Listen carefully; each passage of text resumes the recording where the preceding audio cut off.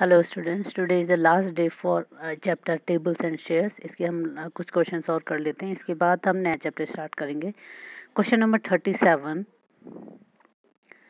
You have to pack 96 oranges equally in 3 baskets, how many oranges will be there in each basket. क्या करना है आपको, 96 oranges हैं और उनको क्या करना है, pack, you have to pack them equally in 3 baskets. अगर आपके पास 3 बास्केट्स हैं तो उसमें क्या करने हैं, इन बास्केट्स में आपको 96 ऑरेंजेस को इक्वली डिस्ट्रीब्यूट करना है, इक्वली रखना है, पैक करना है। ठीक है, तो 96 ऑरेंजेस को 1 बाय 1 आप इसमें डिस्ट्रीब्यूट करोगे तो हमें कैसे करना है, इक्वल। या तो आप 1 बाय 1 1 करके रखते जाओ, 1 1 1 सभी में ऐसे 1 1 करके बराबर बराबर रखते जाओ, या फिर फर्स्ट में 10 रखो, फिर 10 रखो, इसमें भी 10 रख दो, 30 हो गए, फिर जितने बाकी बचे उसमें से ऐसे डिस्ट्रीब्यूट करते जाओ इक्वल इक्वल। या फिर आप क्या करो, इसमें क्या कर रहे हैं, हम इक्वल डिस्ट्रीब्यूशन कर रहे हैं तीनों में। तो इक्वल डिस्ट्रीब्यूशन मीन्स, मैंने पहले भी आपको बताया था पिछली क्लास में भी, कि इक्वल डिस्ट्रीब्यूशन मीन्स क्या होता है। Equal distribution means division, divide करना है। हम 96 को डिवाइड कर रहे हैं, कैसे, 3 पार्ट में डिवाइड कर रहे हैं। ठीक है, तो 96 को हम 3 पार्ट्स में डिवाइड कर रहे हैं। तो हम इसमें क्या करेंगे, इसमें शॉर्ट मेथड कि हम सीधे सीधे हम क्या कर ले, कैलकुलेट कर ले डिवीजन से। तो टोटल नंबर ऑफ ऑरेंजेस कितना है, 96। You have to write here 96। And next line पे लिखेंगे नंबर ऑफ बास्केट्स कितने हैं, देखो 3 है, तो इसमें आ जाएगा कितना, 3। And orange therefore oranges in each baskets. ठीक है, ईच बास्केट, तो इसमें आ जाएगा, इस बास्केट्स नहीं, ईच बास्केट लिखोगे, इस एस नहीं आएगा। ये जो ऑरेंजेस इन ईच बास्केट, हर एक बास्केट में कितने ऑरेंजेस आएंगे, तो आप क्या करोगे, 96 को, इधर देखो 96 डिवाइडेड बाय 3। तो 96 को आप क्या करोगे, 3 से डिवाइड कर लोगे, तो 3 3 जा 9, 3 की टेबल 9, 9 में से 9 माइनस करोगे तो 0, नेक्स्ट 6 आ जाएगा नीचे में, एंड 3 2 जा 6। तो हमारा क्या आया आंसर, 32। तो 96 डिवाइड बाय 3 इक्वल टू कितना आ गया, 32। सो आंसर क्या आ जाएगा, therefore answer equal to 32 oranges. ठीक है, 32 ऑरेंजेस आप लोग इसमें लिख लोगे। नेक्स्ट है, ये ध्यान रखना, जब भी हम इक्वल डिस्ट्रीब्यूशन की बात करते हैं तो हमें क्या करना होता है, डिवाइड करना होता है। तो नेक्स्ट क्वेश्चन है 38, the cost of 1 dozen of banana is 48 rupees and how much is the cost of 1 banana. अब इसमें आपको दे रखा है 1 डजन बनाना, कॉस्ट कितने की, कितने बनाना की कॉस्ट दे रखी है, 1 डजन। तो सबसे पहले तो आपको पता होना चाहिए 1 डजन में कितने बनाना आएंगे। ठीक है, तो 1 डजन मीन्स क्या होता है, 12 यूनिट्स। वेरी गुड, 12 यूनिट्स होता है। तो 12 यूनिट्स मतलब कोई भी चीज़ अगर हम 1 डजन बोलते हैं, 1 dozen apple means 12 apples, 1 dozen pen means 12 pens, और 1 डजन बनाना मीन्स 12 बनानास। ठीक है, तो 1 डजन कोई भी आइटम होता है तो उसको हम बोलते हैं 12 आइटम्स आएंगे उसमें। तो कॉस्ट ऑफ, अब इसमें हमको 1 डजन की कॉस्ट दे रखी है, 1 डजन मीन्स 12 बनाना, तो हम इसका मतलब हमें कितने बनाना की कॉस्ट दे रखी है, 12 बनाना की। ठीक है, तो 12 बनाना की कॉस्ट क्या होगी, cost of 12 banana is equal to कितने दे रखी है, देखो 48 रुपीज़, तो हमने लिख लिया इधर 48। And cost therefore cost of 1 बनाना। ठीक है, तो कॉस्ट ऑफ 1 बनाना, इसमें फिर से एस नहीं आएगा, कॉस्ट ऑफ 1 बनाना क्या हो जाएगा, देखो हमेशा ध्यान रखना है, जब हमारे पास ज़्यादा का दे रखा है, देखो ज़्यादा मीन 12 मीन्स क्या है, ज़्यादा अमाउंट है, 12 ज़्यादा का कॉस्ट दे रखा है, हमें 1 का निकालना है। तो हम 1 क्या हुआ, 12 से कम है, तो जब हमें कम का निकालना है तो हमेशा हम क्या करते हैं, डिवाइड करते हैं, डिवीजन करते हैं। ठीक है, तो जब हमारे पास ज़्यादा का दिया होता है, कम का निकालना होता है, तो हम क्या करते हैं इसमें, डिवीजन बाय 12, क्योंकि 12 की कॉस्ट दे रखी है, 12 बनाना की कॉस्ट दे रखी है, इसलिए हम 12 से डिवाइड कर लेंगे 1 का कॉस्ट निकालने के लिए। ठीक है, तो अब 12 की टेबल बोल लो आप, 12 48 से डिवाइड, 48 को 12 से डिवाइड करना है आपने, तो 12 की टेबल में क्या आएगा, 12 1 जा 12, 12 2 जा 24, 12 3 जा 30, 12 4 जा 48। अब 4 पे तो नहीं जाएगा, 48 पे, तो 12 4 जा 48 आंसर आ जाएगा। सब्ट्रैक्ट करोगे तो कुछ नहीं बचा, तो आंसर क्या आ गया, 4। ओके, तो ये आंसर क्या, ये हो गया आपका आंसर 4, क्या आगे से आ जाएगा रुपीज़, रुपीज़ यूनिट जरूर लिखना है आपने। तो ये आंसर विल बी 4 रुपीज़। तो cost of 1 banana is ₹4। Answer equal to कितना आ जाएगा, ₹4। ये आपका आंसर हो गया, मतलब 1 बनाने की कॉस्ट कितनी है, 4 रुपीज़ है। इसी तरीके से नेक्स्ट क्वेश्चन है, in a Dolu Kunitha folk dance form of Karnataka, if 10 dancers are participating in a group। ठीक है, ये देखो एक डांस फॉर्म है कर्नाटका का जिसमें 10 डांसर्स क्या कर रहे हैं, पार्टिसिपेट कर रहे हैं इस ग्रुप में। Then how many dancers can participate in 6 such dance groups. अगर 6 अलग अलग ग्रुप्स हैं तो कितने पार्टिसिपेंट्स होंगे। सबसे पहले तो हम बात करते हैं इस फोक डांस के बारे में। फोक क्या है, डोलू कुनिठा डांस फॉर्म, ये एक डांस फॉर्म है। इसका मैं आपको दिखाती हूँ, एक वीडियो दिखाती हूँ। ये है डोली कुनिठा डांस फॉर्म, ठीक है।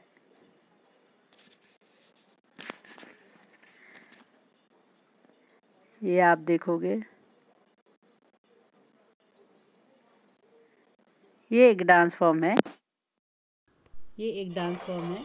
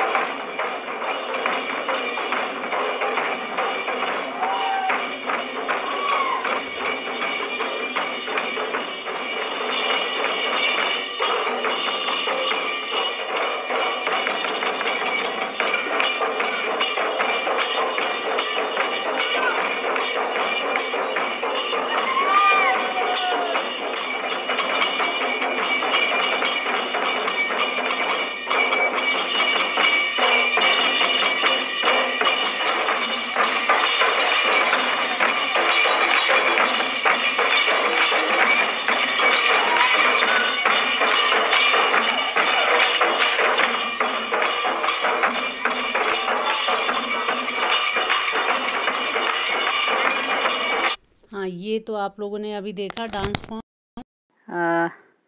Now back to the class. तो आप देख लेते हैं, तो अभी आप लोगों ने देखा डोलू कुनिठा फोक डांस था जिसमें क्या थे, 9-10 जेंट्स लोग डांस कर रहे थे। जेंट्स का भी होता है, वो लेडीज़ भी पार्टिसिपेट कर सकते हैं। इसमें डिफरेंट तरीके का डांस फॉर्म्स हैं। ये कर्नाटका का डांस फॉर्म है ये। तो इसमें हम क्या है, एक डांस आइटम में डांस प्रोग्राम में कितने डांसर्स डांस कर रहे हैं, 10 group, 10 dancers, okay. If 10 dancers are participating in a group, then how many dancers can participate in 6 such groups? तो आंसर में हम लिखेंगे number of dancers in one group. One group में कितने डांसर्स हैं, 10 डांसर्स हैं।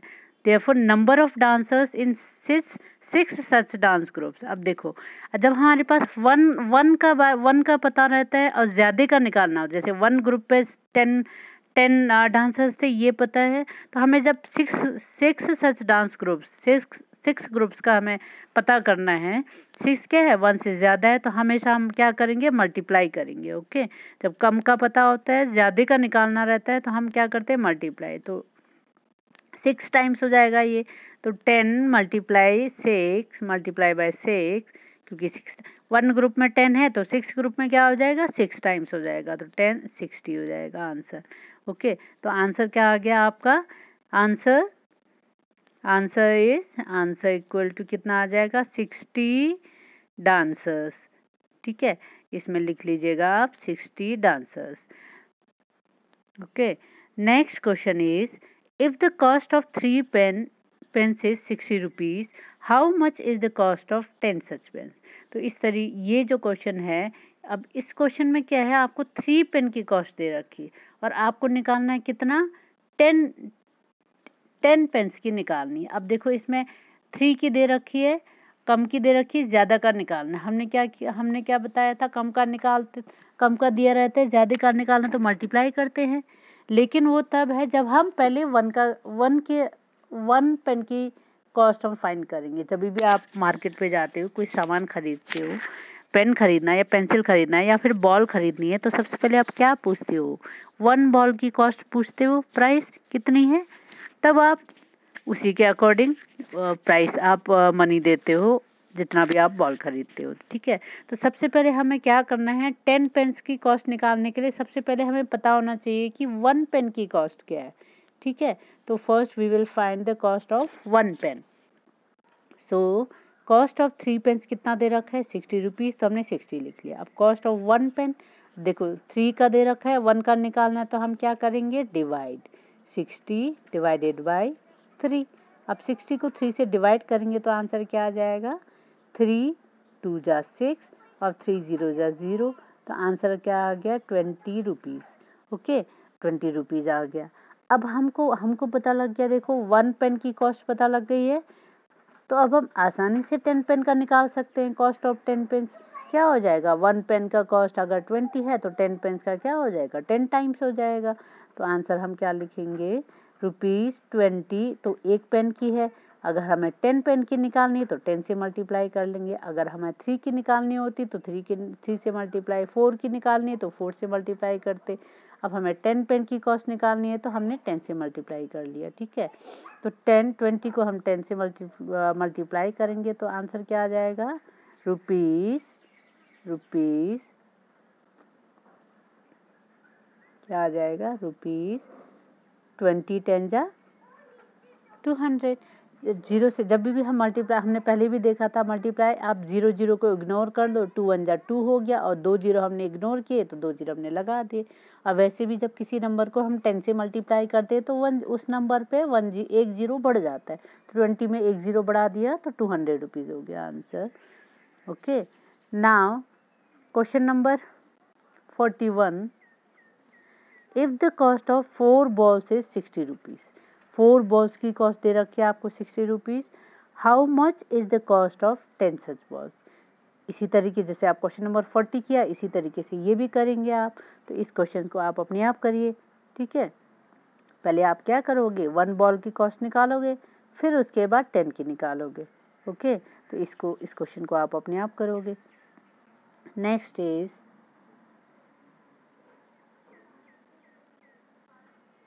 Right the multiplication table of 13 using any 2 tables.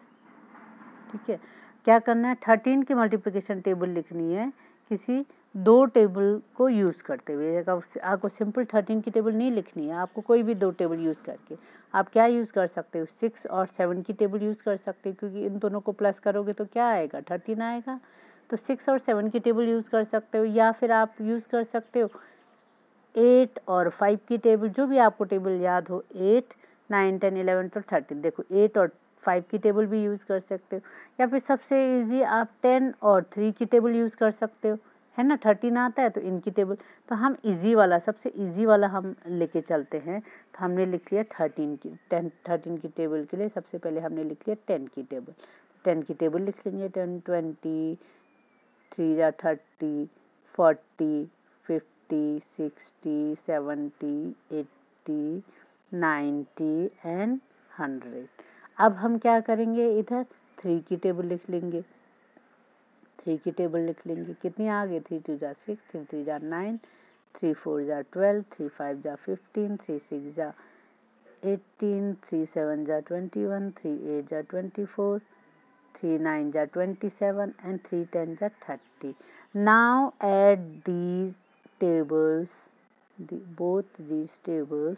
अब हम इन दोनों को हम ऐड कर लेंगे, तो हमारे पास क्या आ गया, देखो 10 + 3 13, सिमिलरली 20 + 6 26। ऐसे ही जब हम इन सबको ऐड करते जाएंगे तो हमारे पास क्या बन जाएगी, देखो टेबल 13 की टेबल बन जाएगी।